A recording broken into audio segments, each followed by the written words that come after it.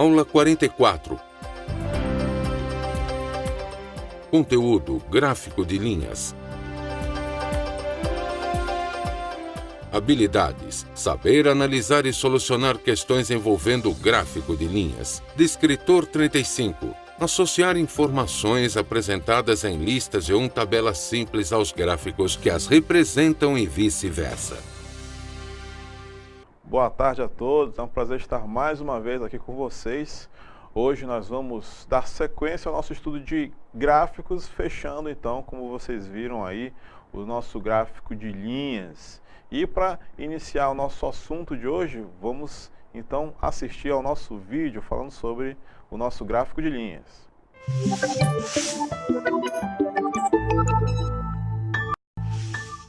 A nova legislação veio para tentar diminuir a violência e teve um grande impacto, que se refletiu em uma queda inédita de 11% no número de mortes no país em 2004, depois de 13 anos de aumentos consecutivos. Muito bem, vocês viram um exemplo do nosso gráfico que vamos estudar hoje, o gráfico de linhas.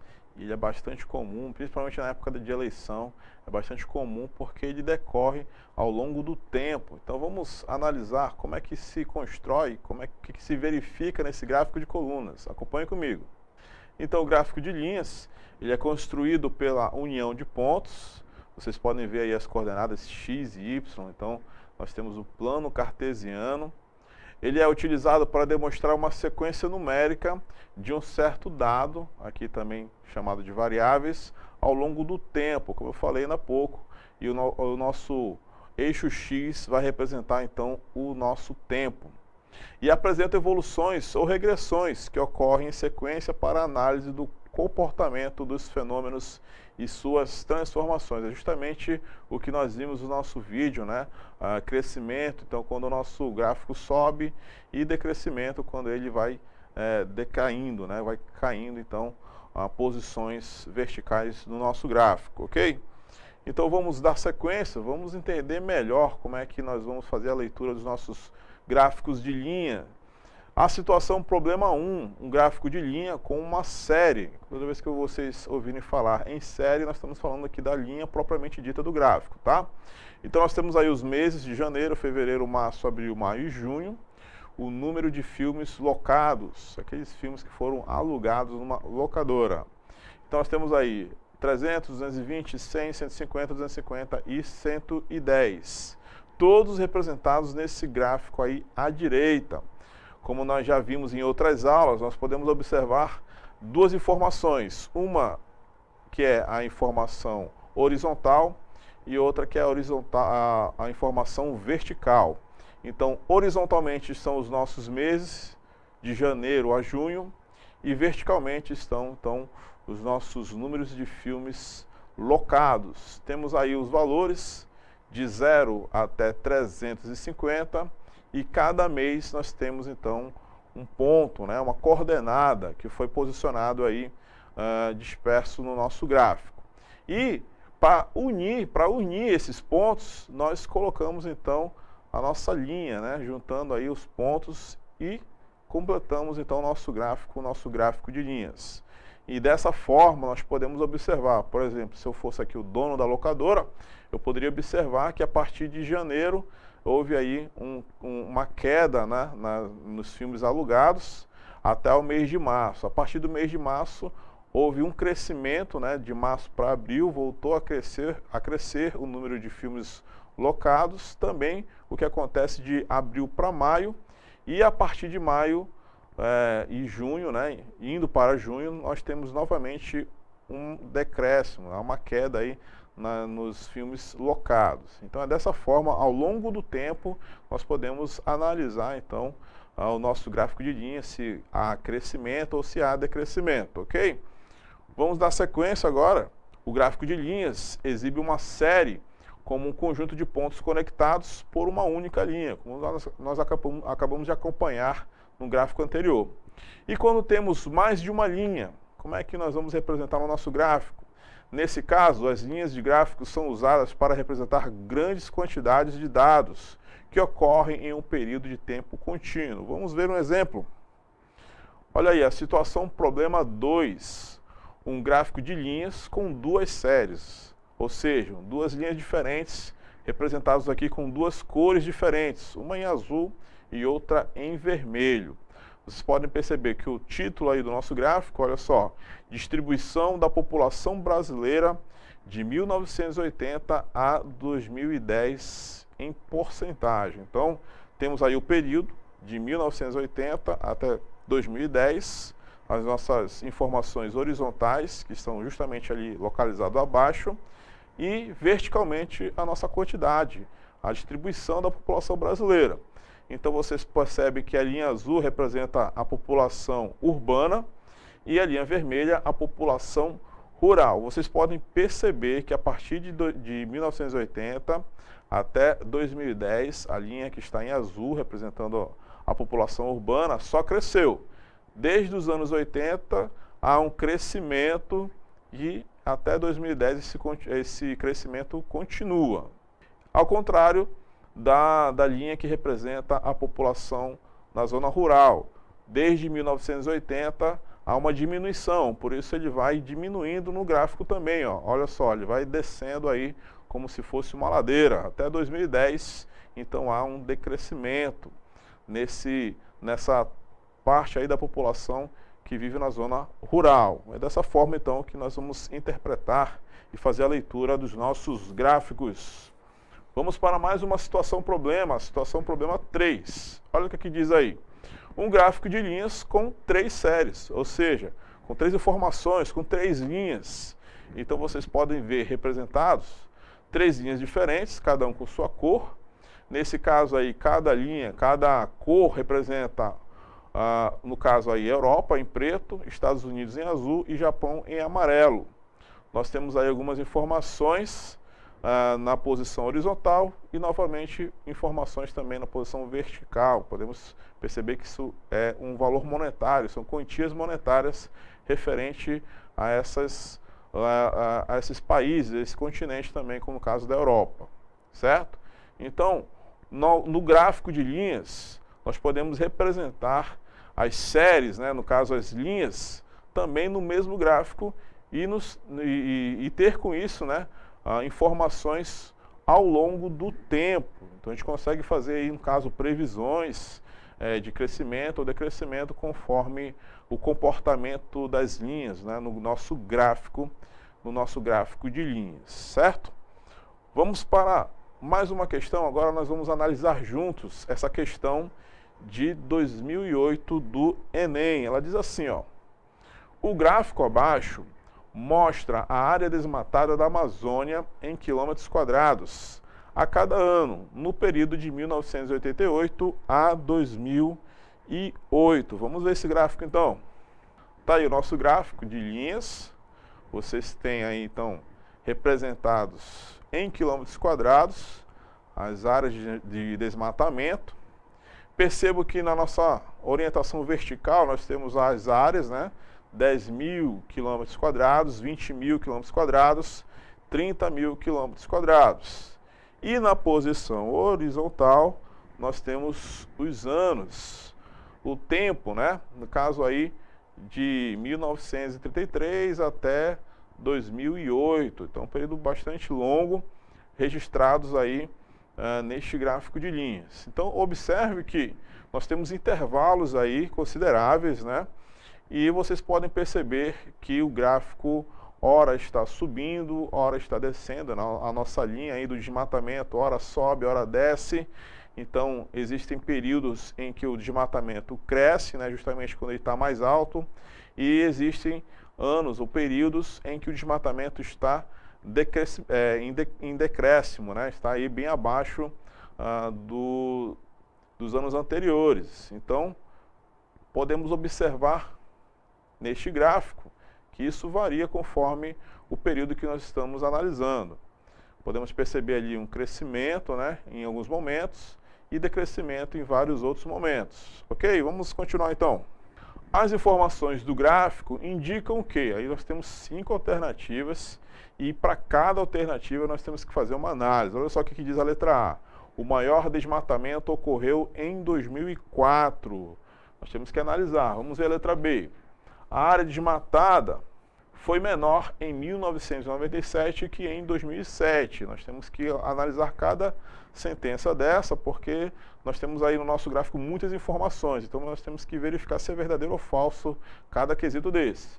Na letra C, a área desmatada a cada ano manteve-se constante entre 1998 e 2001. Nós vamos já verificar se isso é verdade. Na letra D, a área desmatada por ano foi maior entre 1994 e 1995 que entre 1997 e 1998. Vamos já ver se essa é verdade. Letra E. O total de área desmatada em 1992, 1993 e 1994 é maior do que 60 mil quilômetros quadrados. Então, como eu falei anteriormente, nós vamos verificar através de uma análise do gráfico se tudo isso é verdade, se apenas uma desses quesitos aí é verdade. Vamos então passar adiante. Nós podemos perceber aí, né, que nós temos uma resposta correta. A letra D, a área desmatada por ano foi maior entre 1994 e 1995 que entre 1997 e 1998. Para saber se isso é verdade e por que as demais não são verdadeiras, nós temos que voltar então no nosso gráfico e fazer essa análise. Nós vamos ler aqui quesito a quesito e verificar onde é que está o erro, onde é que está então as informações. Então vamos acompanhar aqui a letra A, por exemplo, o maior desmatamento ocorreu em 2004. Vamos olhar para o nosso gráfico e verificar se isso é verdade. O maior desmatamento vai ser o nosso ponto mais alto do gráfico, que é justamente o que ocorre no ano de 1995. Olha só, perceba que aqui em 1995 ele vai me trazer o ponto mais alto de desmatamento, aqui próximo dos 30 mil quilômetros. Perceba que nenhum outro ponto está mais alto do que ele. Então a gente pode perceber que a letra A, que o maior desmatamento, vamos colocar aí na tela rapidamente, que o maior desmatamento ocorreu em 2004, isso não é verdade. O maior desmatamento ocorreu em 95. Então assim a gente já anula a letra A. Vamos ler a letra B agora. A área desmatada foi menor entre 1997 que em 2007. Então vamos voltar ao nosso gráfico e analisar. 97 e 2007. 97 está aqui, 2007 está aqui. Vamos verificar se 97 foi realmente menor do que 2007. Se nós colocarmos aqui uma reta, nós podemos observar aqui, ó, que em 97 ele está um pouquinho mais alto do que o ponto que se refere a 2007. Então a letra B também não é verdadeira. A área desmatada em 97, vamos voltar aí às nossas alternativas. A área desmatada em 97 foi maior do que em 2007 e não menor. Então nós podemos anular também aí a letra B. Vamos fazer a análise agora da letra C. Ela diz assim, ó: a área desmatada a cada ano manteve-se constante entre 1998 e 2001. Vamos voltar para o nosso gráfico. Quando se fala em constante, significa dizer de que de um ano para o outro, ela não mudou. Então, se nós temos aqui, por exemplo, um valor, vamos colocar aqui como, por exemplo, o ano de 98 e o ano de 99. Ele não é constante, mas se fosse constante, esta linha deveria ser perfeitamente horizontal, estaria sendo uma linha constante. Ou seja, o mesmo valor que estaria aqui neste ano de 98 seria o mesmo valor em 99. Não é exatamente constante, mas é próximo disso, tá? Então, como ele fala que em 2001 nós teríamos aí um valor constante, de 98 e 2001 seria constante, não é o que ocorre, porque ó, em 98 e em 2001 há variação, ó, há um decrescimento e há um crescimento. Então, não é verdade também a letra C, não se mantém constante, há uma variação, há uma subida e uma descida no nosso gráfico. A letra D, vamos analisar a letra D.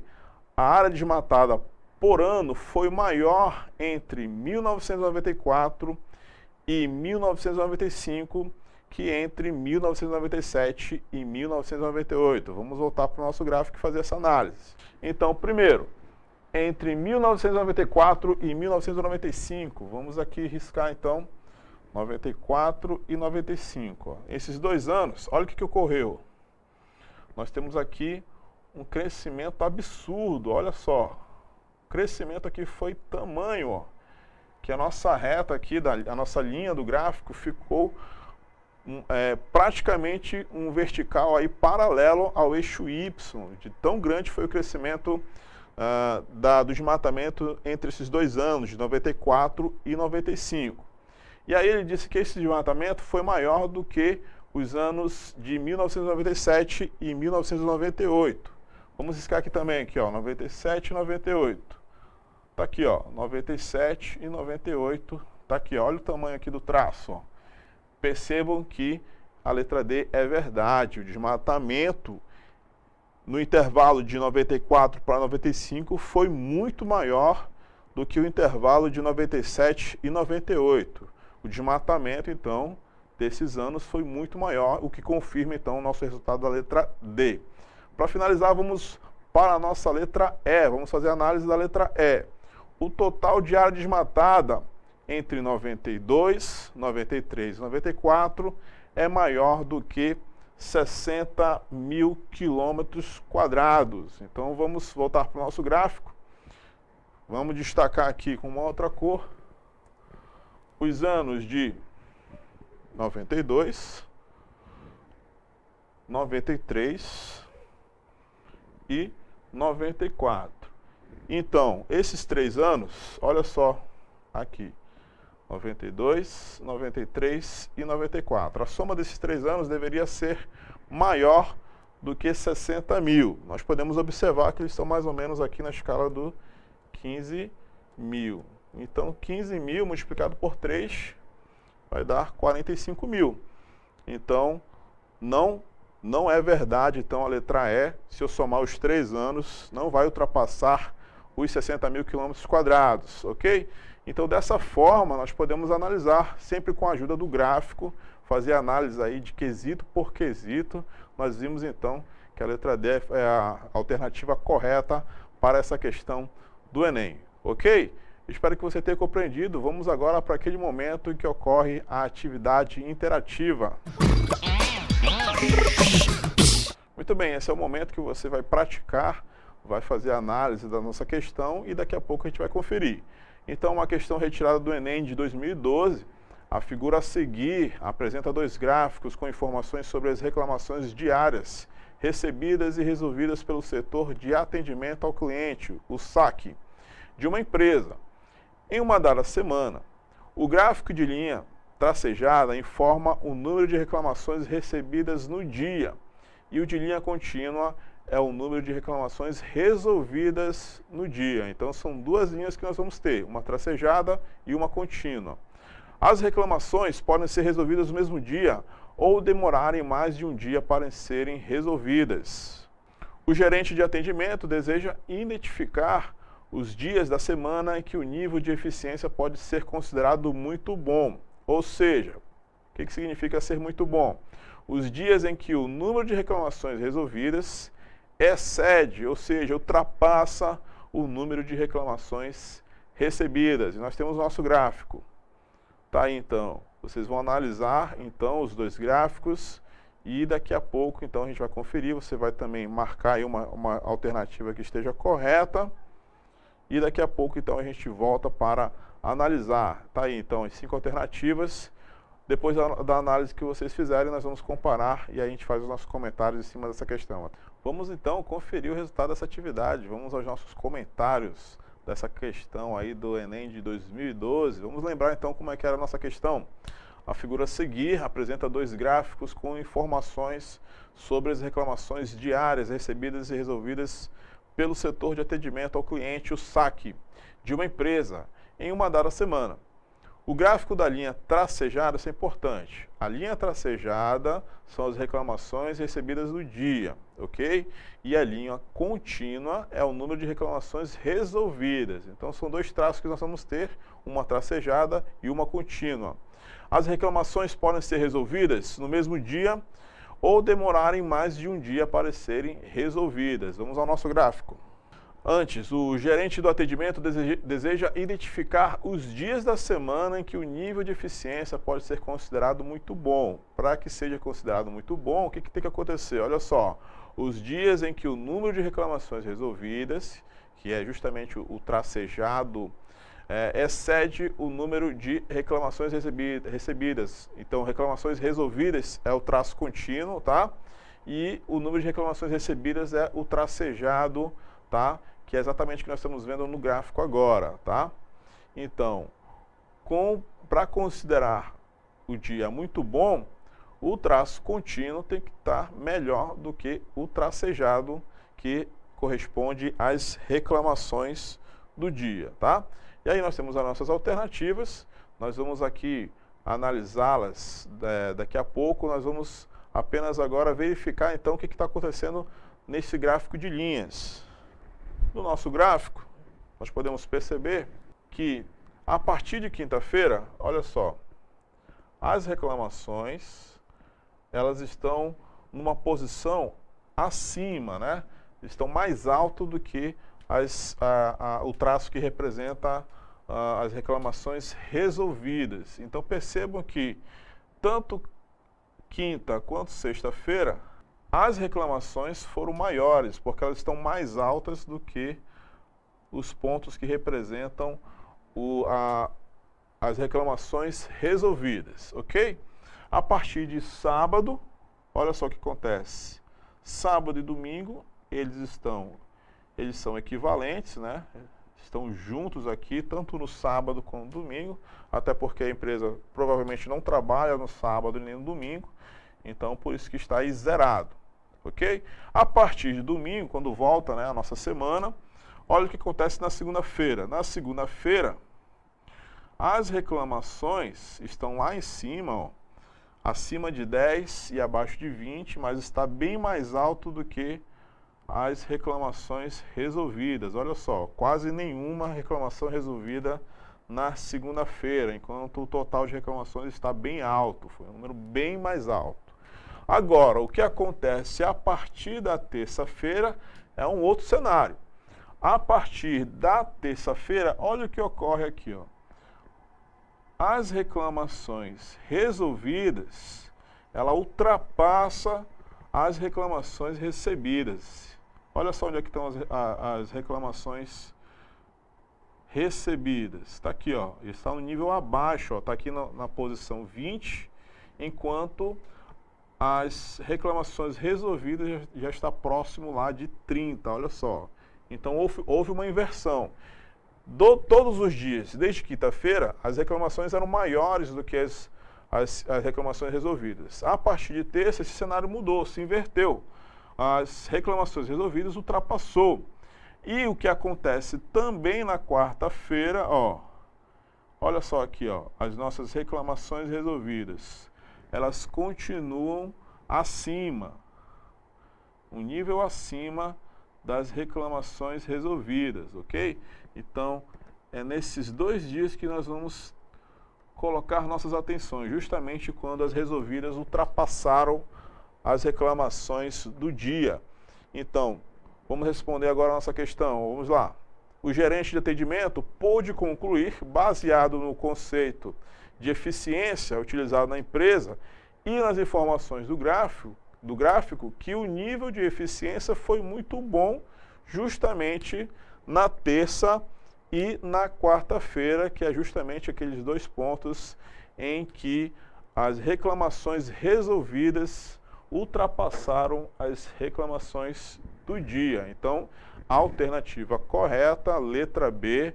Então, foi muito bom os dias da terça e da quarta-feira. Eu já parabenizo aqui os nossos alunos que interpretaram da forma correta o nosso gráfico de linhas, ok? Espero que todos tenham gostado, tenham principalmente compreendido aqui a leitura do nosso gráfico de linhas. E esse foi aqui a nossa última aula do estudo de gráficos. A partir da nossa próxima aula, nós vamos ver outros conceitos envolvidos na estatística, ok? Uma boa tarde a todos e até a próxima.